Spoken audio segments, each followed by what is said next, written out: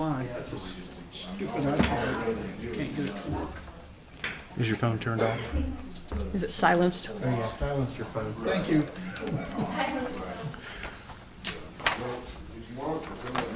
All right, we're ready. Don't want anybody to get. Good evening, everyone. We'll call this meeting to order. City Clerk.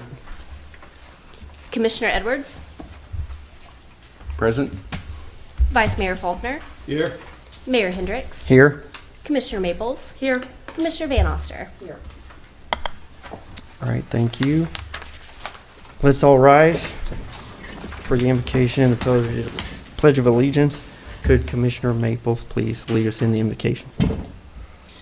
Dear Lord, thank you so much for allowing us to come together tonight, and we pray that you will be in the midst of this meeting and that everything will go according to your will and not ours. Lord, help us to be the kind of people that you want us to be to serve this community. We love you and we thank you for what you're doing to this city and what you're doing with us. In Jesus' name, amen. Amen. I pledge Allegiance to the flag of the United States of America and to the republic for which it stands, one nation under God, indivisible, with liberty and justice for all. Thank you. How about those cheese?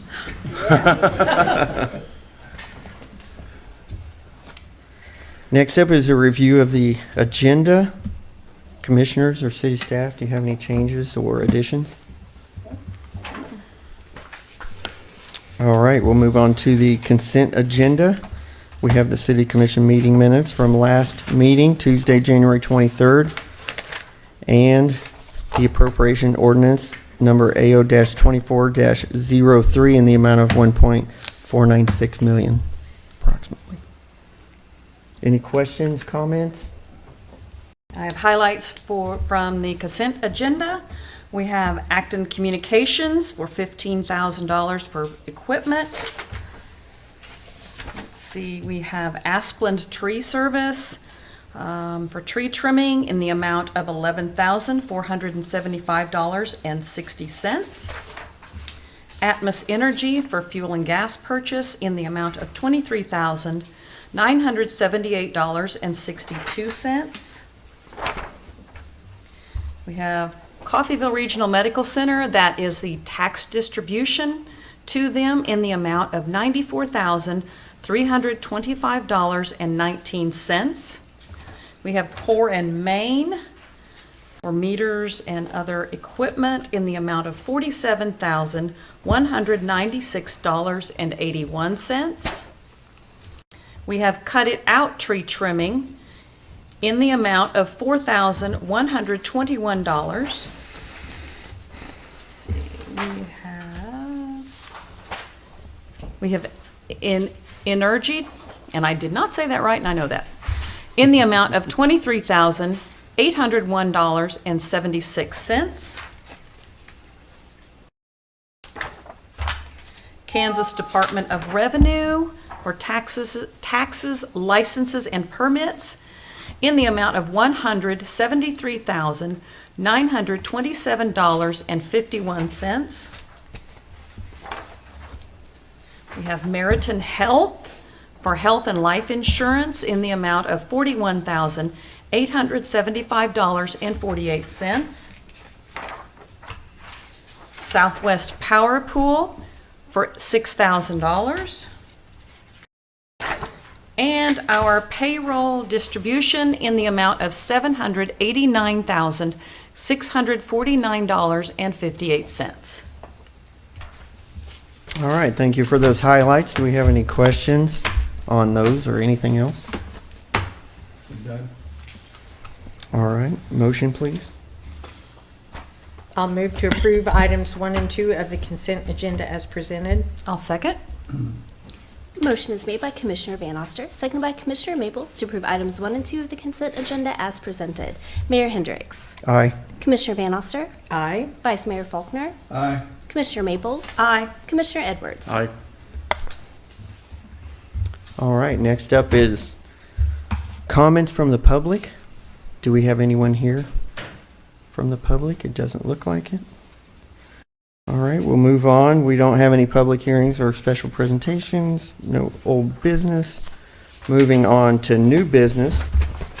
We have a resolution R-24-03, a resolution to implement personnel memorandums of agreement with the International Brotherhood of Electrical Workers, Local Number 2523, and the International Union of Operating Engineers, Local 123, AFL-CIO, effective January 1st, 2024 through December 31st, 2025. So that's a 2-year Yes. agreement. Director of Human Resources, Allison Pryor, will make comments and answer questions. Good evening, Mayor and Commissioners. Good The evening. city has completed negotiations with the IBEW and IUOE unions. These agreements do cover, as you stated, the period from January 1, 2024 through the end of the year 2025. Those are 2-year contracts with negotiations covering wage and health insurance package only that will begin in May of 2024. Red lines of those contracts and the changes to that have been attached for your review. And if you have any questions covering those, I'd be happy to answer. I just have one question. I see where for employees over 25 years, the maximum amount of accumulated days, LBI, they can only take 25 at a time, has now gone to 60 days. Just from a practical standpoint, how many people are we really talking about that impacts? There are a few, so we definitely have employees who have worked for the city 25, 30, 35 years. So to tell you exactly how many right off the top of my head, I can't. I can get you that number. But we do have some that work for the city for longer than 25 years. All right, okay, thank you. I was wondering if it was just a small handful or 10 or 15 or. It's an employee by employee kind of basis. So Okay. you do have employees who start here when they're young and retire after 30, 35, 40, 42 years, I believe is the longest that we've had tenure in any single employee. All right, thank you. Without going through the whole contract, and I did go through it, could you point out some of the major highlights or changes that were made? Sure. So to both contracts, we updated residency requirements. So to include that 50-mile radius that the commission approved a few weeks ago, and along with that, a corresponding change to response time to get to work from what it had been previously of 40 minutes to update that to a 1-hour response time with a 50-mile residency limit. In addition, as you noted, Commissioner Faulkner, that vacation has had a few changes, a few tweaks to that chart to allow additional accrual of vacation time, but still limiting the payout upon separation from employment. And then the only other change that applies to both contracts is a change to the amount of meal allowance that we're allowed if an employee is held over and, for example, is the only one, say, at Electric Generation running the plant, and they have to hold over, then that meal allowance that they're allowed to feed themselves during that holdover time has been increased from $9 because it's difficult anymore not only to find a meal, but to DoorDash or Uber Eats or have a pizza delivered for under $9. And so that's been updated to $15. And then the changes to the IBEW contract that are specific to that agreement is the creation of an FR clothing committee to review what options it is that are available to our employees and try to keep those FR clothing costs low, but provide the employees with something of a variety because, as we all know, not one brand fits every single person that you have. So finding something that gives them some options so that there's something comfortable that fits everyone. And then a change in the contract to the way that we address mutual aid pay, indicating that the rate of pay that applies will be double the rate of whichever utility has the higher wage scale, so that whoever it is that's working that particular disaster are all being paid the same wage for doing the same work. Okay, thank you. Overall, you would say probably 99.9% of the contract is is the same as before? Yes, those are the only changes. Okay. Any questions? Any more? All right, I'll move to approve Resolution R-24-03 as presented. Second. Motion is made by Mayor Hendricks, seconded by Vice Mayor Faulkner to approve Resolution R-24-03 as presented. Commissioner Van Oster. Aye. Vice Mayor Faulkner. Aye. Commissioner Maples. Aye. Commissioner Edwards. Aye. Mayor Hendricks. Aye. Thank you for that. Moving on to Resolution R-24-04, a resolution to establish the end of the water warning for the city of Coffeyville. Director of Water Services Steve Smith will present and make comments. I like coming up for this one. Yeah, Good afternoon, folks. good one. Good evening. Back in June 27, 2022, Governor Laura Kelly approved a updated drought declaration for Kansas counties with Executive Order 22-06. And at that time, Montgomery County was in a severe to exceptional drought status. Following that, on September 21st, we did get an order from the state on water diversion from the Verdigris River, limiting our water diversion, where we would have to get approval from them weekly on how much water we could intake from there, unless we pulled off of our reserves with Elk City. So anyway, then on August 8th of 2023, the City of Coffeyville Commission, by resolution, did place the city under a water warning due to the ongoing drought. But since that time, and with recent rainfall events, or our precipitation events within the last few weeks, things have gotten a lot better. If Chris could put up a graphic for Toronto. There's Elk City. But if you look at Toronto Lake, it's the furthest lake north of us. It is actually in its flood stage. They have been releasing water from that, which affects us. And then Fall River, which is the next one, it also has been in its flood stage, and they've been releasing water from that, which also helps us in our flows down to Verdigris River. And then the most important one to us, which is Elk City Lake, with the last few rainfall events, it finally went up from about 50% to in the flood level stage. So, with that being said, I did talk with the state again today, and they are sending an order down to rescind our the last order that they had sent us on our where we have to get their permission weekly, and so we'll be totally out of anything with the state. So with all that being said, staff is recommending that a resolution ending a water warning be approved by the commission. And thank you. I will address any questions if you have any. I do have one question. Sure. Sort of related. I noticed that during the review of the financials and the consent agenda, I didn't say anything then. I wanted to wait until you were here. I noticed a payment, I think it was for about $14,000, something to do with water contract payments. Yes, that's for water that we purchased last year in excess. Okay, last year we was under a $300 million or 300 million gallon contract with the state. 150 million of that's paid, or half of it is paid up front at the first of the year, which was 14,000 and some odd dollars. We used a total of 297 million out of our allotted 300 million last year, so that required this extra payment to be made to them for the extra All right, 147 million gallons. No pun intended, but that's water under the bridge. That is definitely water under the bridge. Now, this year, we did increase it to 500 million gallons. So our first half is actually 250 million gallons if we ever have to pull off that again. So we're in a lot better shape on that now. Okay. And we do pay half that, 500 million upfront in January every year. I suspected it was something like that, but thank you for the clarification. Yes, sir. Appreciate it. You're welcome. Any more questions? Yeah, I Yes, have a sir. question. Just overall, generally, when the water warning was established, did we see any difference in water We actually usage in did. town? Chris Felix is actually working on those numbers for me right now on our annual water loss report. But I do know off the draw that we did off the Verdigris River last year, it was,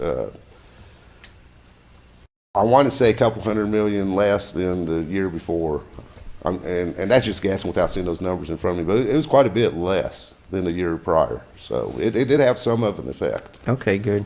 And then I had another question. This may be directed at the Army Corps of Engineers or the state. I had read something where they said that enough silt had been, flowed into Elk City Lake now that it's diminished capacity by almost 30%. And that's probably true. I have been in contact with them concerning that, which is really, we have no control over it. Right. My concern was with our initial contract we had with them, the payments we were making to them annually was for upkeep of the lake and things like that. So my question was why haven't we been addressing this? And they assured me, well, this is for personnel and this and that. It wasn't necessarily for that. They did do a trial on removing sediment from one of the lakes here in Kansas, and the cost is so great to haul it off. They're looking at a optional way, which is really new technology, where they pretty much shoot oxygen down into the reservoir, which brings up the sediment to the top, and then as a releasing water, they send it on down to the next reservoir.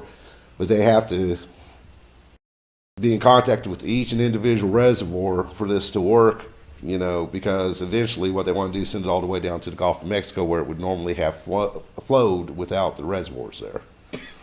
Well, and that was So- my question is, it isn't going to go down, it sounds like. So at what point, if it hits 40% less capacity, when may they start dredging it and actually doing something about it? That to I get the really capacity can't. I back? really can't answer that question. Like I said, I've questioned them about it, and that's pretty much what I got from them. So it sounds to me like that's a plan to collectively kick the can down the road. so to Well, speak. the way they explained it to me was that without your reservoirs there, that silt would have traveled down there, and it actually makes new land along the Gulf Coast, is what they claim. And so basically, by doing this, they're just putting it back to nature like it would have been originally. Okay. And I don't know, I'm not in that field, so I really can't tell you if that's the truth or just blowing smoke. I just want to make sure that, 50 years from now, when we're all gone, that hasn't diminished to 60% less than what it was originally or some big number. And Oh, and that is real concern. Yeah. If they don't really address it. So, There'll be I've a had big other people plunger question me to about that. Unclog the Mississippi. all right, any more questions? Motion? I will move to approve Resolution R-24-04 as presented. Second, Motion's made by Commissioner Van Oster, seconded by Vice Mayor Faulkner to approve Resolution R-24-04 as presented. Vice Mayor Faulkner. aye.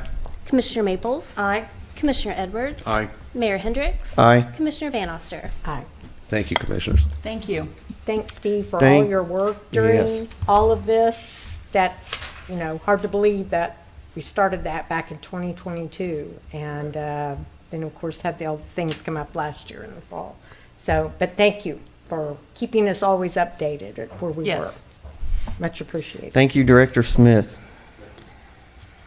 Next up is Resolution R-24-05, a resolution to approve repairs to the elevator at the fire department and enter into a maintenance agreement with Cone. Director of Public Works, Thomas Osborne, will make comments. Good evening, Mayor and Commissioners.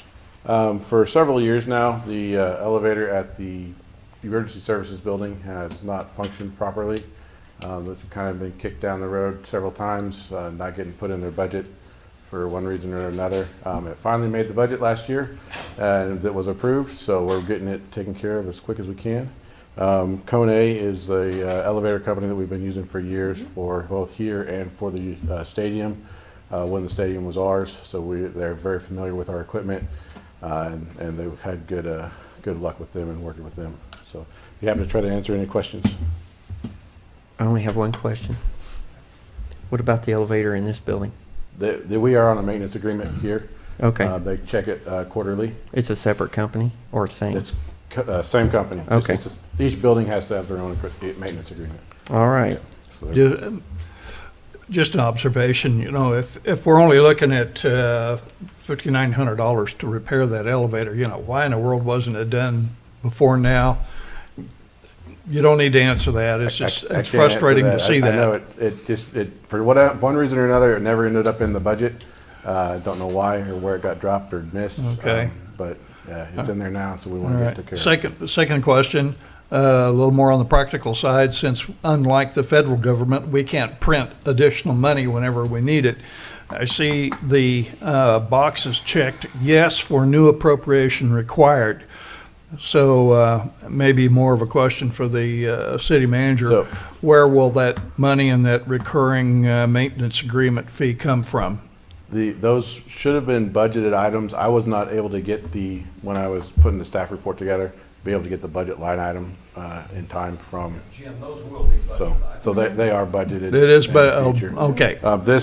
We only budgeted 5,800 for their initial repairs, because they continue, as it kicked down the road, its price has gone up 3 different times on this bid. Okay. So, All right, that check in new appropriation required is what triggered the question. Yeah, we have a maintenance agreement with Cone in multiple elevator Well, now we just have facilities.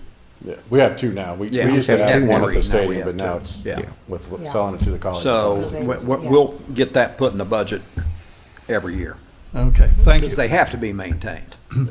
So, well, apparently for the last few years, it wasn't. And I just find it incredible that before this year, which we have a $108 or $9 million budget, the previous couple of years, it's been an $85 or $86 million budget, and they couldn't find $5,900. And it would have been less if it had been repaired when it broke. I mean, I agree. I know what this looks like, and I'm not going to delve deep into it, but this looks terrible. We've got a relatively brand-new building that's barely 10 years old, not even 10 years old. The elevator broke in it, and we just left it broke. And meanwhile, inflation, does what inflation does. And instead of paying, I don't know, $4,500, we're paying $5,900. Because the previous city manager didn't choose to find a few $1,000s in an $86 million budget. It blows my mind. Yeah, I would say, there's a number of legacy debt issues that are being addressed, and, a penny saves a penny, and a lot of times we focused on saving money instead of investing money where it should be invested, and that's what we're reviewing Well, in this now. instance, they stepped over a dollar to pick up a penny. Yeah, right. Because it wasn't a penny saved. Yeah. It delayed something that should have been taken care of immediately and cost more money. Yep. And my other question was, it's a fairly new elevator. Yeah. I don't know why a Well, fairly I new try to elevator was get- even broken in the first Well, place. we try to get to the manufacturer, but they do Yeah. have a very short warranty, What was, surprisingly. yeah, the warranty was very Yeah. short on it. Yeah. They're Probably It because was. they break a lot. about a year on Yeah. any sort of commercial equipment. You get a year out of it. Yeah. For whatever reason, it was missed during the construction and design phases of, hey, we should have a maintenance agreement on this elevator. So there was zero So maintenance back, being clear, done. clear back to 17. Clear back to when it was built. Beginning, yes. There was Okay. no maintenance was Let's being make done that clear. on said elevator. Yeah, because that should have been brought up in the construction part. Yes. phase Yeah, of there it should have at the been a end, maintenance put in Before that place. was handed over in the beginning of 2018. All right, it's water under the bridge. We're moving forward. It's going to get fixed. Move to approve resolution number R-24-05 as presented. Second? I'm sorry, was that Vice Mayor Faulkner? Yes. Okay. Motion is made by Commissioner Edwards, seconded by Vice Mayor Faulkner to approve Resolution R-24-05 as presented. Commissioner Maples. Aye. Commissioner Edwards. Aye. Mayor Hendricks. Aye. Commissioner Van Oster. Aye. Vice Mayor Faulkner. Aye. Thank you. Thank you. Thank you. Next up is Resolution R-24-06, a resolution to authorize issuance of a purchase order to Tyler Technologies for migration and upgrade of city financial software and purchase of Tyler Content Manager. Director of Technology Services, Chris Felix. Mayor, good evening, Commissioners. Good evening. Before you tonight is a proposal to kind of move our business financial software a little further into the future. The current software we have in code, it lacks in some of the insight that we'd like to see for our utilities, specifically being able to see revenue and expenses at a glance. To get those particulars, you have to run different reports to get everything to tie together. With this piece and moving to the cloud, it gives us a web dashboard that lets us see those things with 1 or 2 clicks. So some of the other things that are going to be part of this, the ability to export data to Excel a little better. We don't have that option now. Writing some of our own reports is clunky. This gives us the ability to do some more of that and have Tyler provide, or Encode provide, some more of those reports for us. The other part that's in this is the content manager, which is document storage. So anything related to vendors or financials, they get stored in the cloud along with this stuff. So when we go to click on something in Encode, we can actually pull up the invoice and everything. So it's there at a click instead of on our local storage. So Is there unlimited data storage?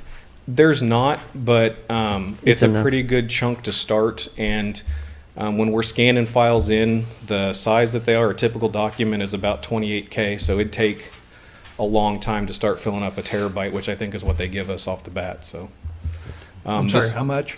a terabyte. A terabyte? Yeah. And then more is how much? more? I don't know. I can get that number, but it's minimal. This is going to cost us some more. It's almost double our annual that we pay now for the maintenance that we have.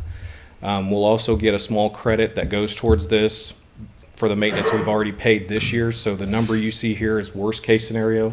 It'll be closer to 100,000, maybe a little less. So And the question isn't the extra cost. The question is it worth it? I believe so. And Yeah. yeah, and All right. Good. Yeah. I mean, one thing I That's what would I tell wanted you, to say. it's another thing that we save money for 8 years, but it's 8 years old. I mean, in software, 8 years old is generations. I mean, so we're operating in the 1980s, you know, and we need to get into the 21st century. We can't manage our businesses day to day. We're flying blind in a lot of spots that, you know, and we've been pretty fortunate. I mean, the city's doing pretty well, but we could, you know, this will help us manage both revenue and expenditures on a day-to-day basis, not a year-to-year basis. And this is going to make us money. It ain't going to cost us money. This also eliminates a data backup procedure, correct? Because it's just always backed up. It's out there. yes. It backs up in real time. Yeah, there's Yes. cybersecurity reasons and many other reasons. Yes. Well, it's going to make your jobs a lot necessity. easier too, Yeah. just to pull that data up Yeah. Yeah. quickly Okay. and efficiently. Yeah, I will say that this is not a true upgrade. This is just moving our current version to the cloud.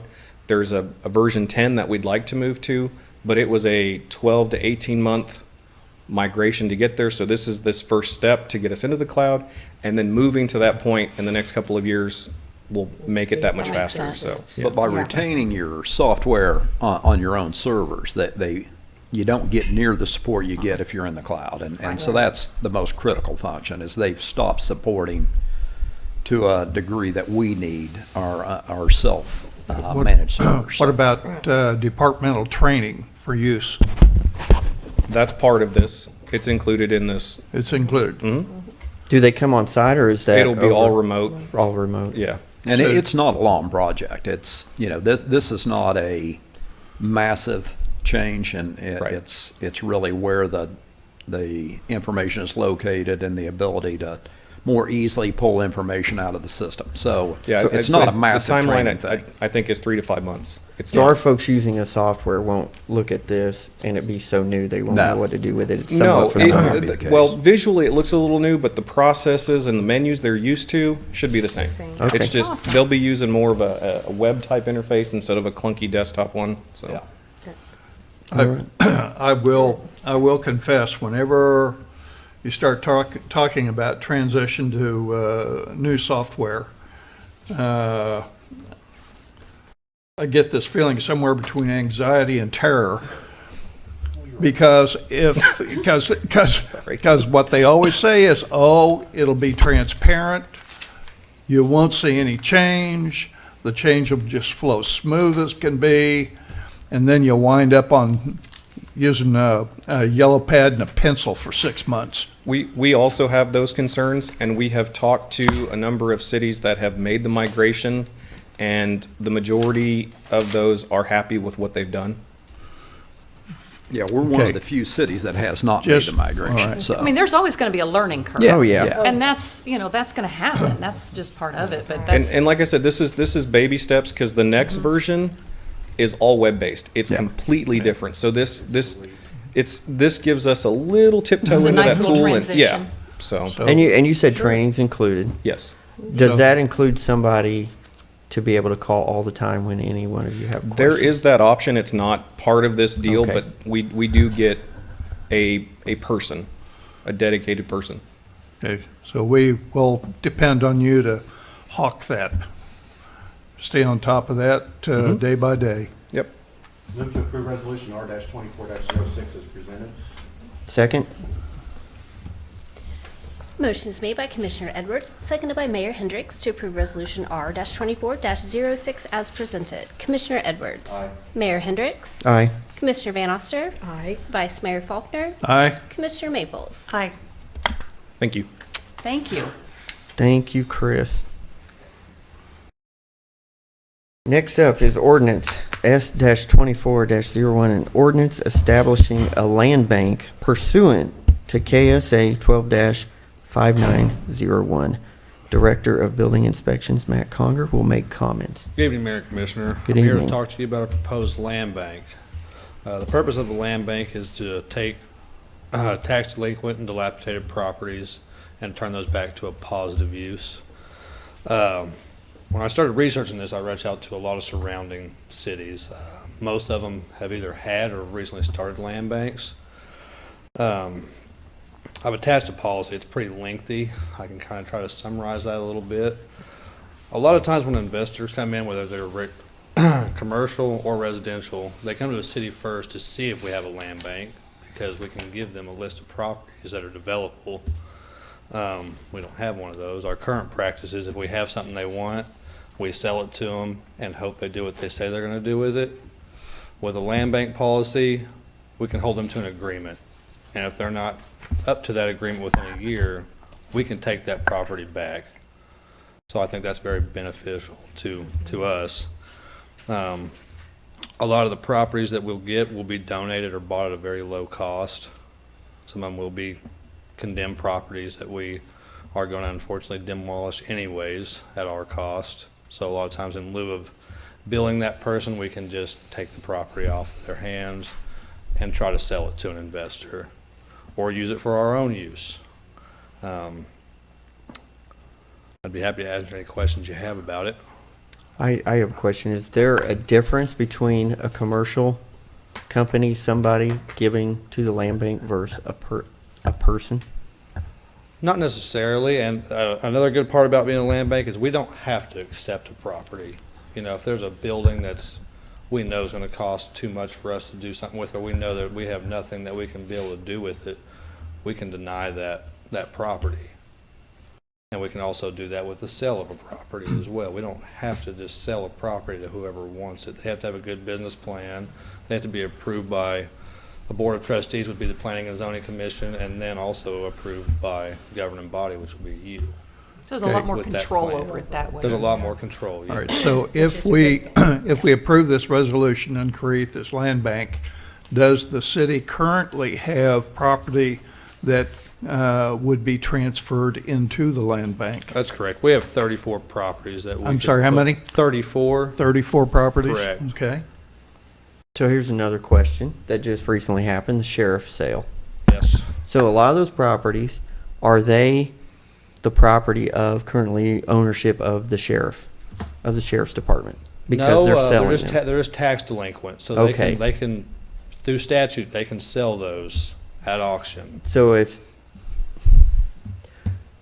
they go through, say, 3 or 4 tax sales and they don't sell, does the sheriff have the authority to turn them over to this Unfortunately, land they all bank? sell. Okay, Yeah, if they don't sell, they'll put 10 or 20 of them together and sell them $500. So they all sell. A lot of them go into that never-ending circle like you're talking about. Yeah. Tax sale after tax sale.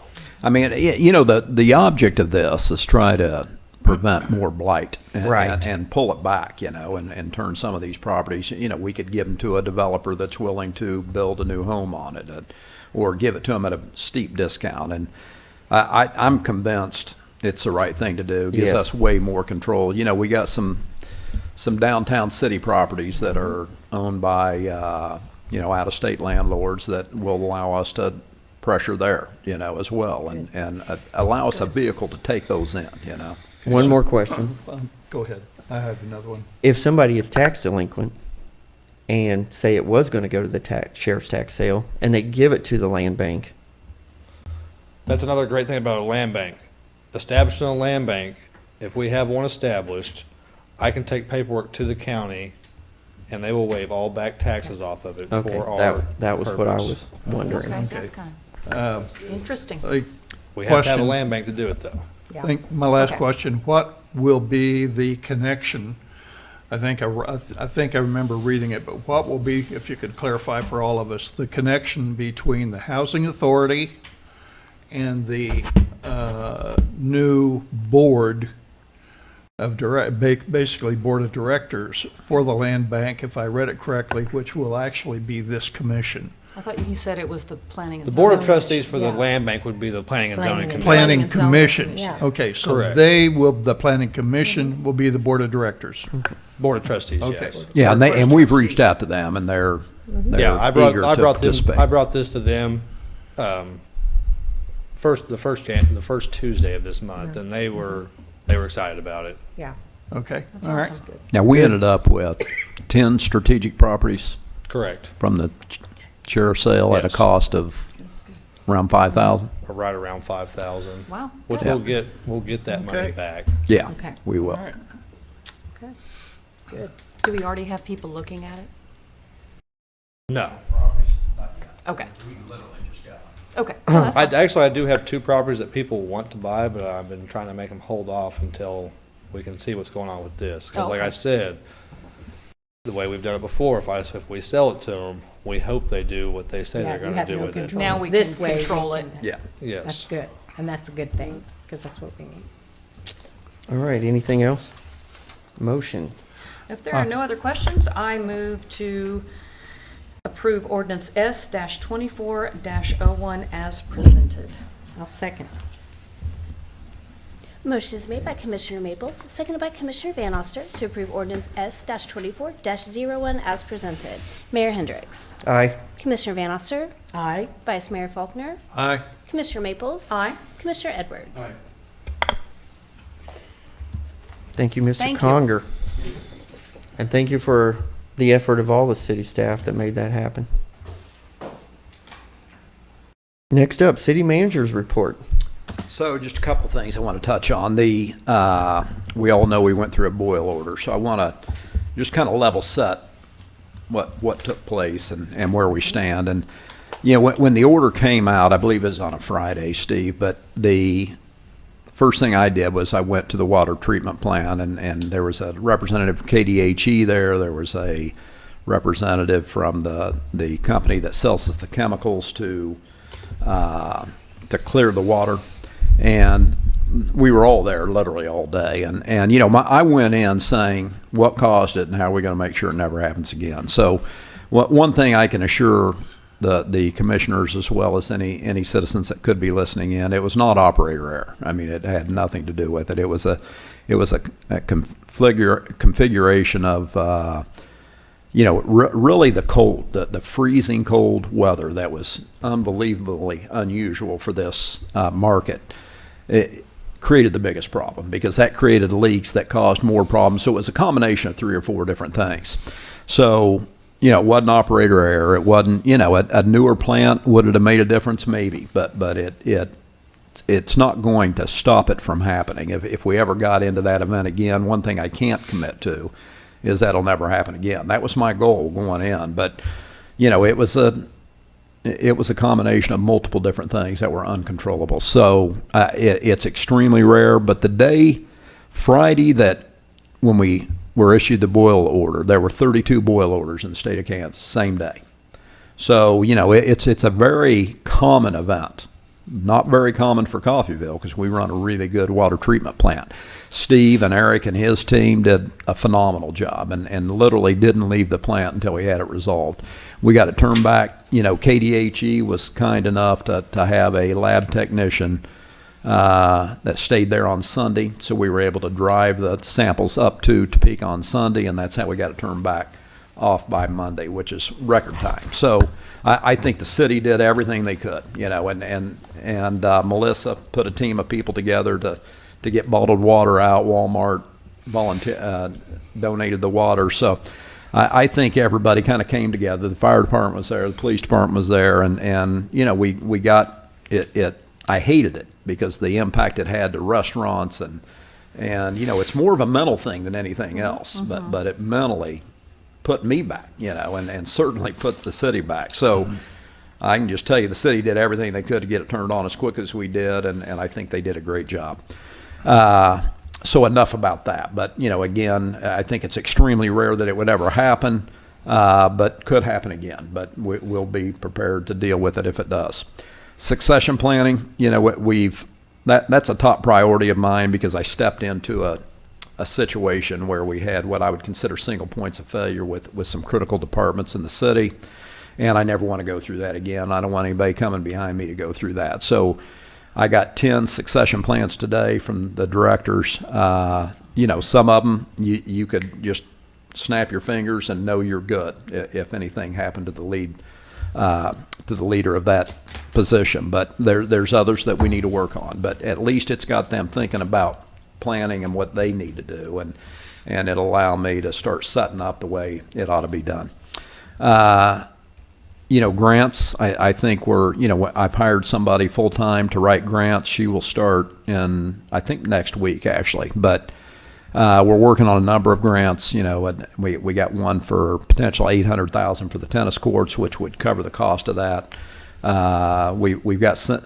We're helping a few business owners in downtown Coffeyville with some grants that I think will qualify for. So I'm real hopeful that's going to generate great results. Land bank, I wanted to touch on again. That the more I looked at that, I was a little skeptical to begin with, but the more I looked at it, and that this is kind of the business I've been in, the more I'm convinced it's going to be a real winner for us. Software upgrade, I wanted to touch on. It's a no-brainer. I mean, we're way behind where we should be there, and this will help us manage our revenue and expenses on a daily basis. SGR, our city manager recruitment firm, is starting a little slower than I'd hoped, but we expect to have interviews starting in the May timeframe, starting with pre-interviews in April and actual face-to-face interviews in May. No candidates yet, though, but we expect to have several by that date. Or you'll just have to stick around. Thanks, Don. Not a problem. I've got a couple of questions.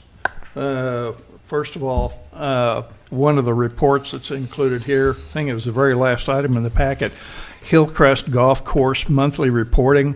Those are all numbers, passes, rounds played. The only thing that's on there that says anything about money is range balls sold. Could we have that report, monthly report, in some form of a financial? Yeah, I get one. In fact, I looked at it today for year ending 2023, and actually the golf course is real close to break even. I'm highly confident we will get them into a profit position. And at the end of the day, you need more golfers. And I've looked at margins on everything: golf balls, beer sales. Margins out of the clubhouse are real strong. And at the end of the day, it's a scale business. You can't lay off your greenskeepers. You can't lay off your fairway folks. You gotta, and they've done a good job on the golf course. But at the end of the day, we need more golfers, and we've got multiple plans we've put together to accomplish that. So I'm highly confident we'll get them to a profitable I would just position like in a to very see short that, time. would like to see that chart in, from a financial perspective. So Yeah. we've I've got got a it. clear picture of exactly where we stand on that. Yeah. All right. Yeah. Second one, grants. You mentioned grants. Back in the dark ages, a decade ago, when the three of us were on the commission, the finance department told us they absolutely had to spend $10,000 to get this software package for grant writing. We bought it, Yeah. and that's the last we heard of it. And I'm sure if it's even still in existence somewhere, CD in somebody's desk, it's probably long since downgraded or. Mr. Felix is indicating that it's not. And I don't know if Chris even you remember that?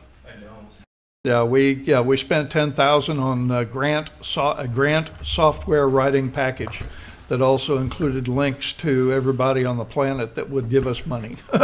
So, and they said we had to have that. Yeah, I'm not aware of it, Jim, but Okay. we'll look into Yeah, it. But if it's 10 years old, it's probably too Yeah, old. might dig around in somebody's desk drawer Yeah. and see if that's still available. Yeah.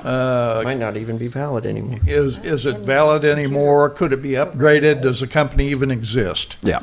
But just as another tool for the grant writer. I'll look into it. You know, one thing about grants for, the city of Coffeyville checks off every important data point. You know, we're going to move to the top of a lot of lists. It's just, it's how you write it. It's about the relationships you have with the states and the feds, and it's going to be a real winner. We're going to be able to generate significant amounts of grants. Now, some of them will be 90-10s, some of them will be 100%, some of them will be 75-25, but anytime I can get 75 cents on the dollar, I'm willing to invest, and I think we should be too. So, Absolutely.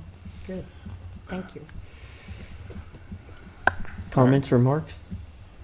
Any more? Glad it's not as cold I as it do. was. I just want to say one Go thing. ahead. When it's 20 degrees in the middle of the night, the last place that I would want to be is in a 6-foot deep muddy hole patching a water line. And I want to thank the guys that go out on that crew and fix those water breaks in absolutely crappy conditions. They get up in the middle of dinner sometimes with their family and go out to a call. They're getting up late at night, they're getting up early in the morning and going out and taking care of these issues. And we drive by and we see the hole in the road and the cones around it, and I think sometimes it's just lost on us the level of dedication and hard work that our employees put forth to make sure that we have something as simple as running water in our homes.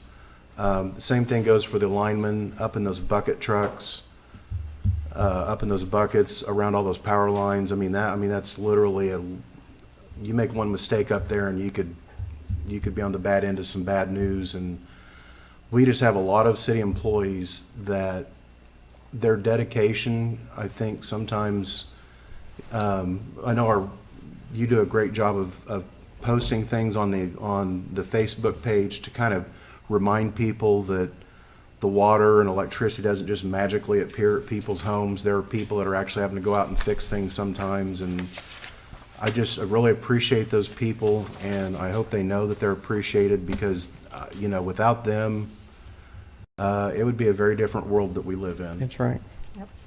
We really do genuinely appreciate everything they do. Go ahead. I have one thing. I'll just have one thing for this meeting.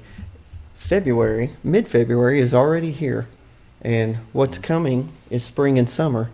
And I've already talked to Mr. Wilson about this, and if it would be okay with the commissioners, I'd like to have a walkthrough or a work meeting to look at the water park, and maybe even work with the Parks Advisory Board on some other issues, but mainly do a walkthrough with Mr. Osborne too, and look at what things need to be fixed or maintained, repaired at the water park coming up on the season, because it will be here before we know it. And I know a lot of these things take 60 to 90 days to even get going.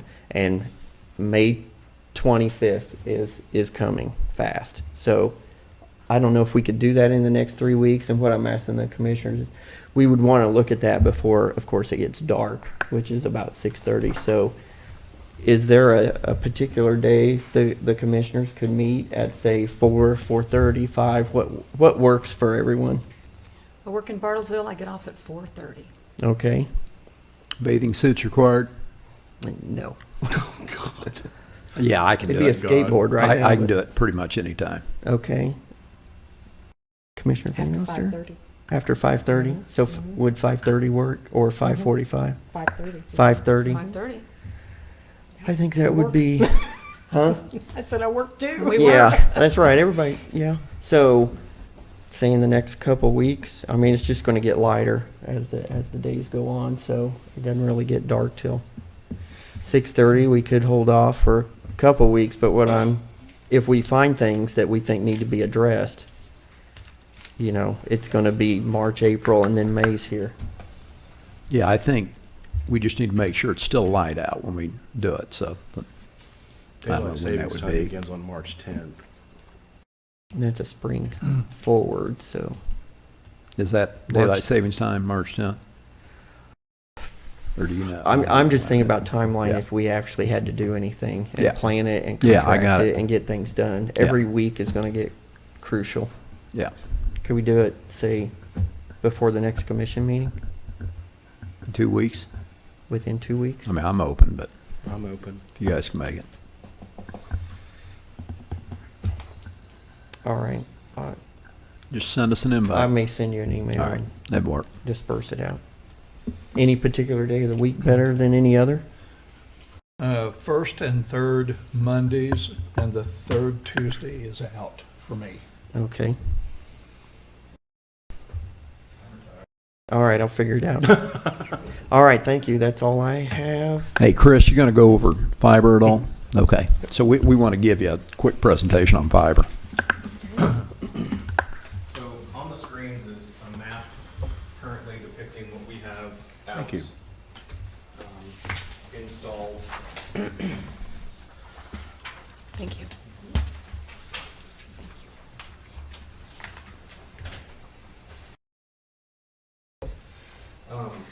You'll see that we have quite a bit of fiber already deployed. So the areas in pink in the center area are all the ones that we did in the last couple of years with Spark grant money.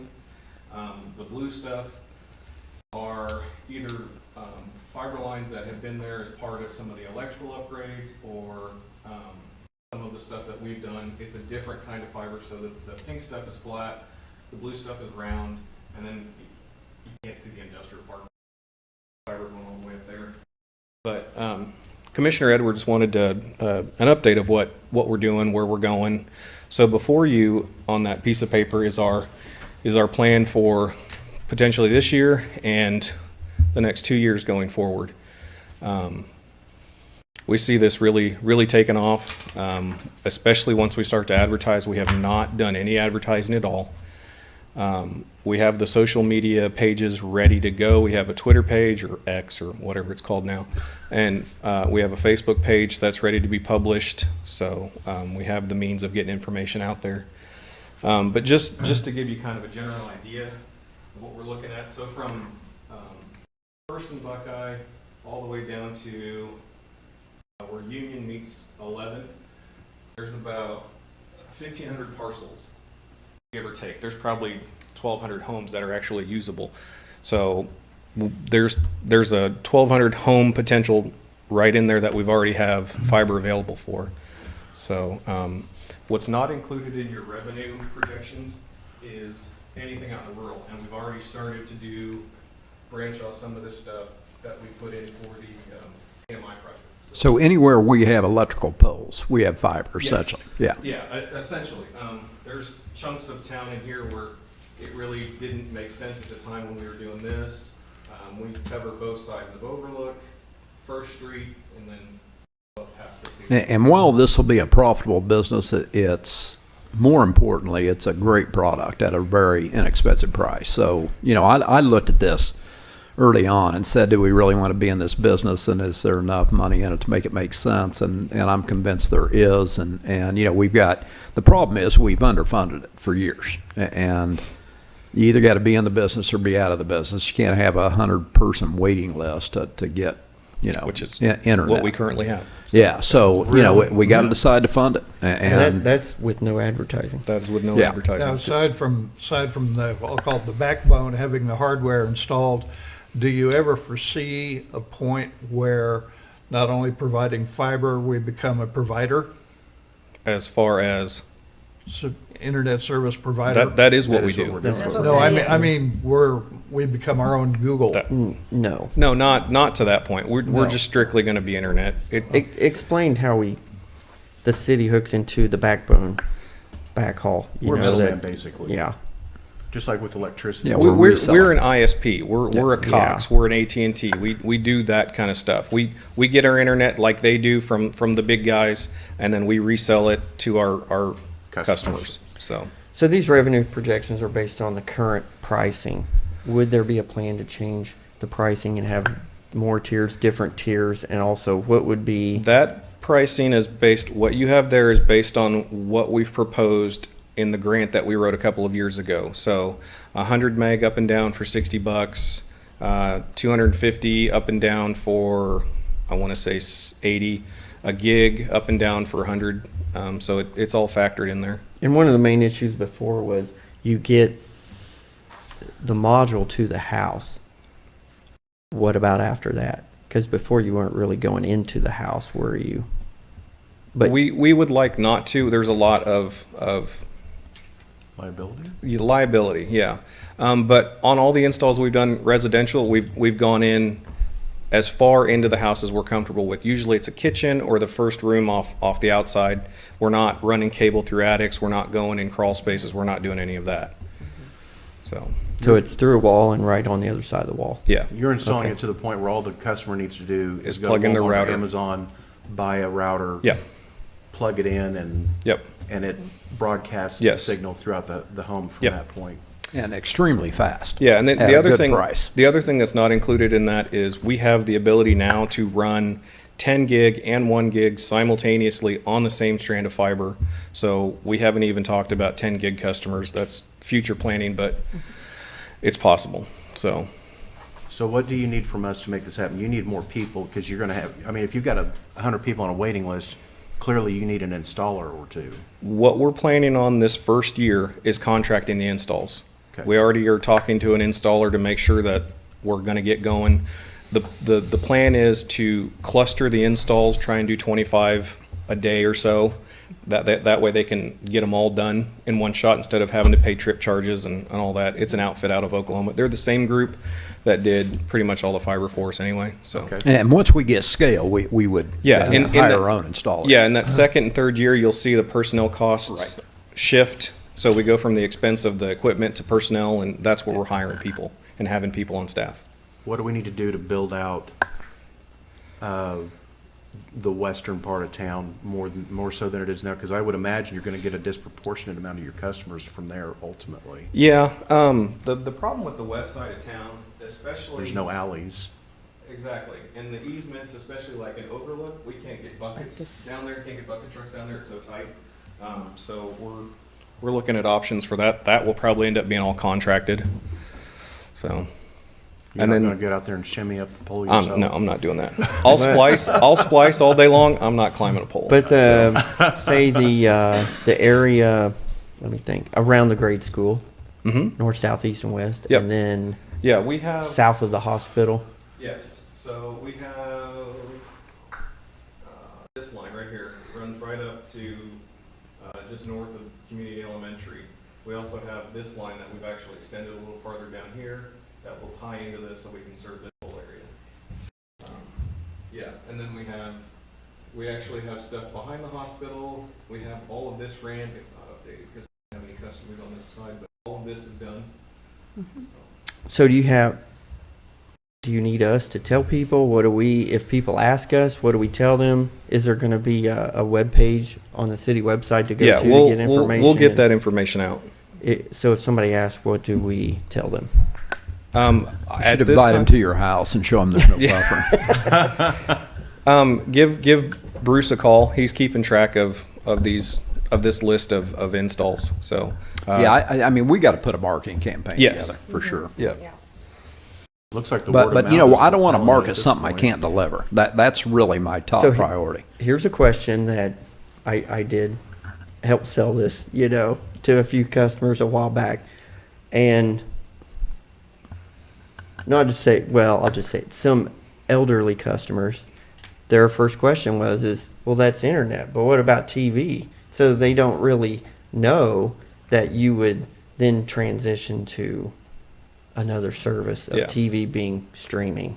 And there's many options Yeah, with that and now. we A lot of them just honestly- don't understand that. We looked at providing video service, a TV service. It is not worth it. Mm-mm. It really isn't.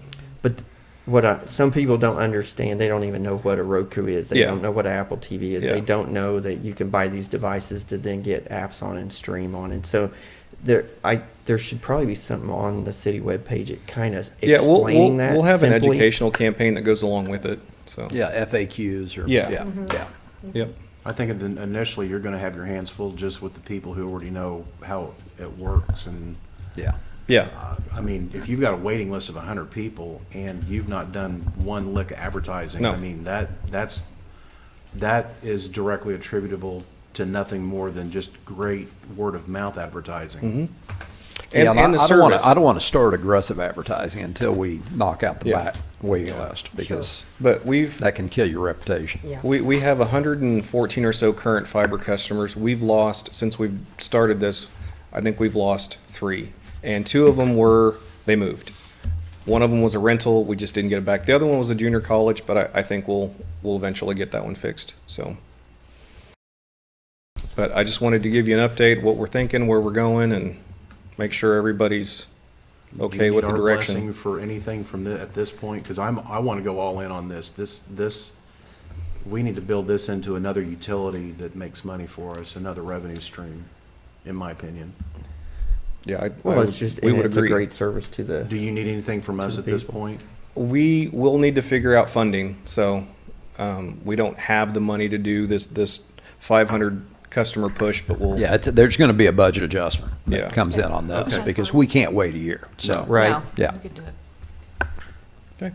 All right, thank you. Thank you. Mr. Felix. Thank you.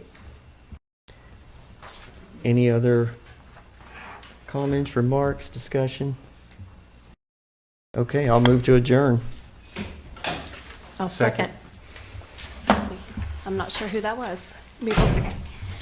Motion is made by Mayor Hendricks, seconded by Commissioner Maples to adjourn. Can I see a show of hands?